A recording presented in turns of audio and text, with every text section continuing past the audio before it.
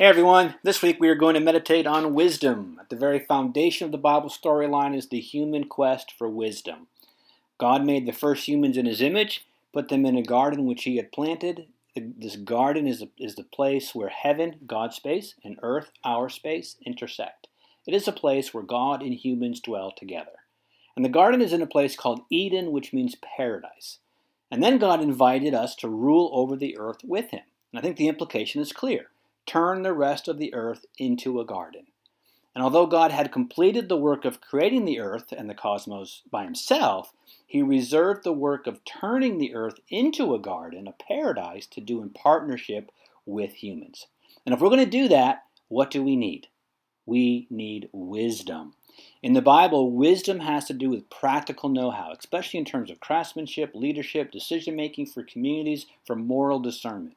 And the biblical authors repeatedly emphasize that God used wisdom to create the cosmos. The most famous example being Proverbs 8, an incredible poem where wisdom is created before God begins His work of creation, and wisdom is with God as a master craftsman, rejoicing and delighting as they make the world together.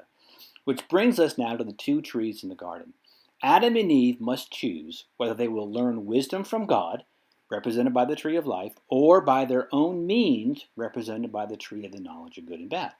And in the Bible, every human is Adam and Eve, facing their own decisions about how to live life at their own trees of testing. And this is true for you and for me. We are each Adam and Eve, standing before the two trees of testing, facing our own decisions about how to live life, where to get wisdom, from God or by our own means. And the question is about how to find eternal life and avoid the folly that leads to death. Will we partner with God to bring heaven to earth, or will we do what is right in our own eyes, repeating the folly of the human story? Now, last week we meditated on the 7 I am statements of Jesus like the bread of life, taking Him in on a daily basis as the source of our life. We looked at Him as the true vine, and in John chapter 14 through 17, Jesus says that the Trinitarian God, Father, Son, Spirit, is inviting you and I into their relationship so we can experience the life and the love and the power and the fruit that they experience in their unified relationship. It's so astounding, almost outrageous, that I don't even know if I'd believe it had Jesus not clearly said it. This week, we're going to look at wisdom again. And as we do that, we're going to consider the New Testament writer's claim that in Jesus, all of the wisdom of God is hidden or contained. Now, along with this, our spiritual practice this week is going to be get out in nature. Tangibly immerse yourself in God's creation with as little other distraction as possible.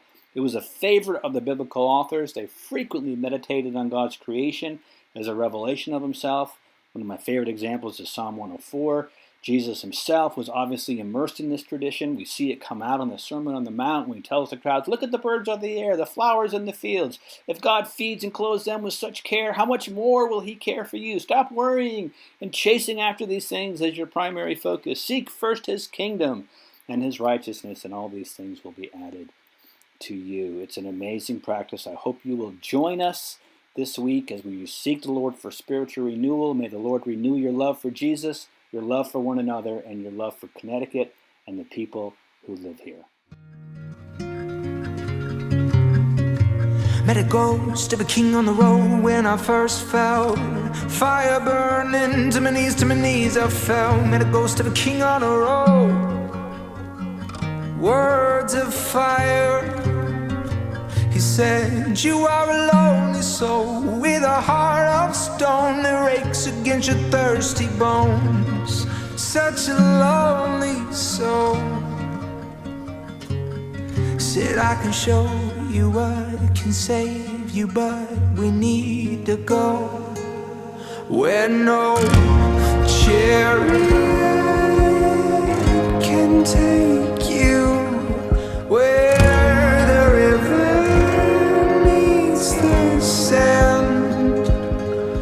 There is water there that can quench your thirsty bones and make you well, make you well.